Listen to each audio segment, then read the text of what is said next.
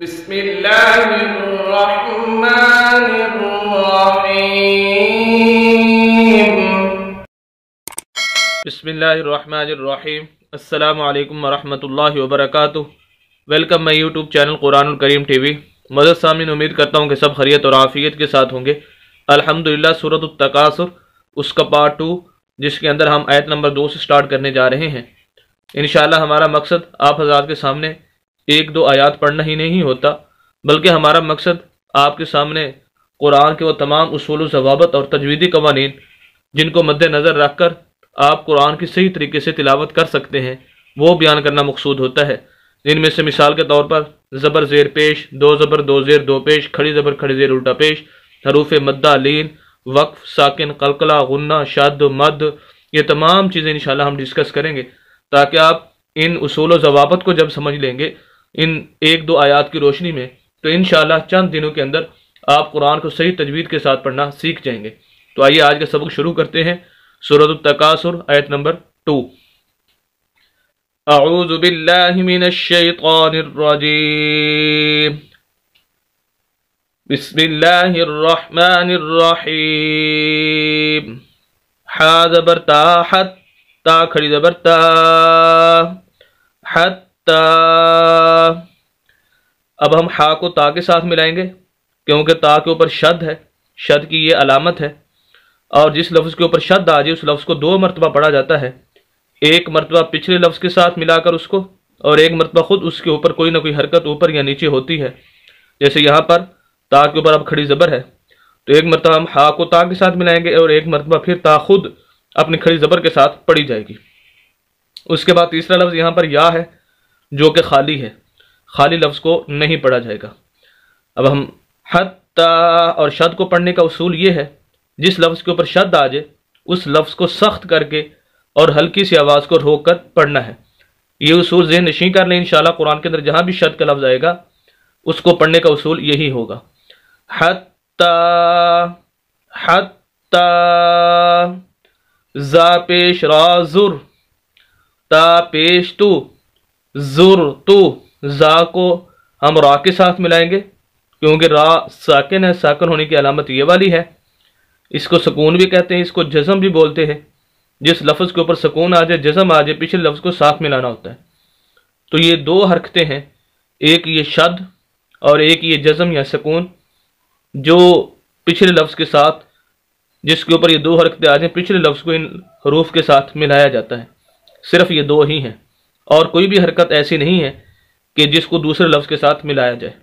پورے قرآن کے اندر شد یا جزم یا سکون، تو جس کو پچھلے لفظ کے ساتھ ملانا ہوتا ہے۔ زا پیش را زر، تا پیش تو، زر تو، حتی زر تو۔ میم پیش لام مل، میم کو اگلے پیج کے اندر جو لفظ آ رہا ہے لام، اس کے ساتھ ملائیں گے۔ میم کو اس لام کے ساتھ ملائیں گے، درمیان میں یہ الف ہے، یہ خالی، اس کو نہیں پڑھنا، تو لفظ ہمارا ہو جائے گا زور تو مل، میم پیش لام مل، زور تو مل۔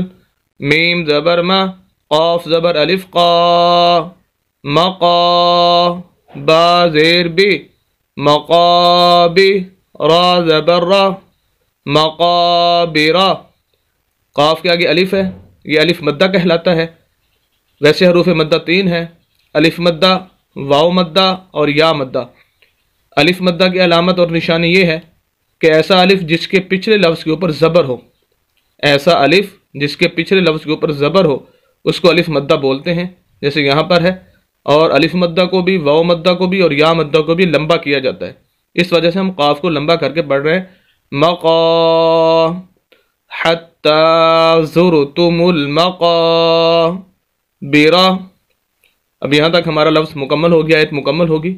یہاں پر وقف کرنا ہے، اس کا اصول سمپل سا ہے کہ جہاں پر وقف کرنا چاہتے ہیں اس کا جو آخری حرف ہے اس کو ساکن کر دیا جائے۔ اب یہ اس لفظ کا آخری حرف را ہے، اس را کو ہم ساکن کر دیں گے۔ ساکن مینز کہ جس طرح یہ لام کے اوپر یہ جزم ہے، یا اسے سکون بھی بولتے ہیں، اسی طرح را کے اوپر بھی جزم آ جائے گی یا سکون آ جائے گا، تو یہ ساکن ہو جائے گا۔ اب وقف کی حالت میں ہمارا لفظ ہو جائے گا حتی زرتم المقابر، حتی زرتم المقابر۔ کاف زبر لام کل، لام زبر الف لا، کلا، وہی اصول شد والا، سخت کر کے پڑھنا ہے، لمبا کر کے پڑھنا ہے، سخت کر کے پڑھنا ہے اور آواز کو روک کر پڑھنا ہے، کلا، اور اس کو لمبا بھی کریں گے۔ وجہ اس کی یہ ہے کہ کاف لام کے آگے الف ہے اور یہ الف مدہ ہے، جیسے یہاں پر بتایا تھا کہ ایسا الف جس کے پچھلے لفظ کے اوپر زبر ہو، تو اس وجہ سے ہم اس کو لمبا بھی کریں گے لام کو۔ کلا، سین زبر وا سو، فا زبر فا، سوفا، کلا سوفا، تا زبر عین تا، لام زبر لا، تعلا، میم پیش واو مو، تعلمو، یہ واو مدہ ہے جس کو ہم لمبا کر رہے ہیں، میم پیش واو مو، ایسی واو ساکن جس کے پچھلے لفظ کے اوپر پیش ہو، ایسی واو ساکن، ساکن مینز یہ علامت ساکن کی، ایسی واو ساکن جس کے پچھلے لفظ کے اوپر پیش ہو اسے واو مدہ بولتے ہیں۔ اس سے پہلے الف مدہ کے بارے میں بتا چکا ہوں، آپ کو 2 جگہ پر آ چکا ہے۔ الف مدہ ایسا الف جس کے پچھلے لفظ کے اوپر زبر ہو، اور واو مدہ ایسی واو ساکن جس کے پچھلے لفظ کے اوپر پیش ہو، اور یا مدہ یہاں پر نہیں ہے، اس کو بھی سن لیجئے کہ ایسی یا ساکن جس کے پچھلے لفظ کے نیچے زیر آ جائے اسے یا مدہ کہتے ہیں۔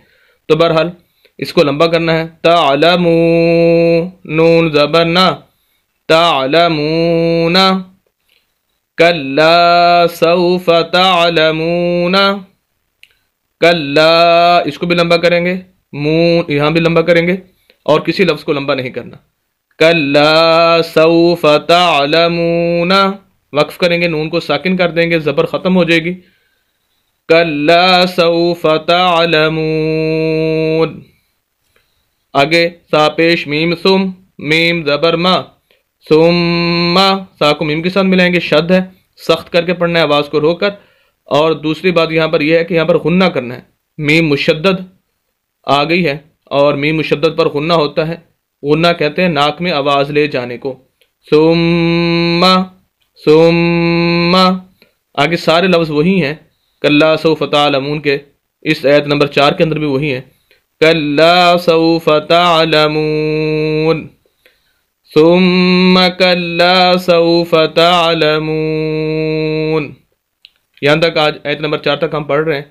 امید کرتا ہوں کہ یہ تمام اصول و ضوابط اور تجویدی قوانین جو آپ کو بتائے گئے ان آیات کی روشنی میں آپ بخوبی سمجھ چکے ہوں گے۔ مزید اسلامی ویڈیوز کے لیے اور قرآن کو صحیح تجوید کے ساتھ پڑھنے کے لیے ہمارے یوٹیوب چینل قرآن الکریم ٹی وی کو ضرور سبسکرائب کیجیے، صدقہ جاریہ سمجھ کر ہماری ویڈیوز کو شیئر بھی کیجیے۔ ملتے ہیں نیکسٹ ویڈیو کے اندر کل انشاءاللہ، اجازت دیں، اللہ حافظ۔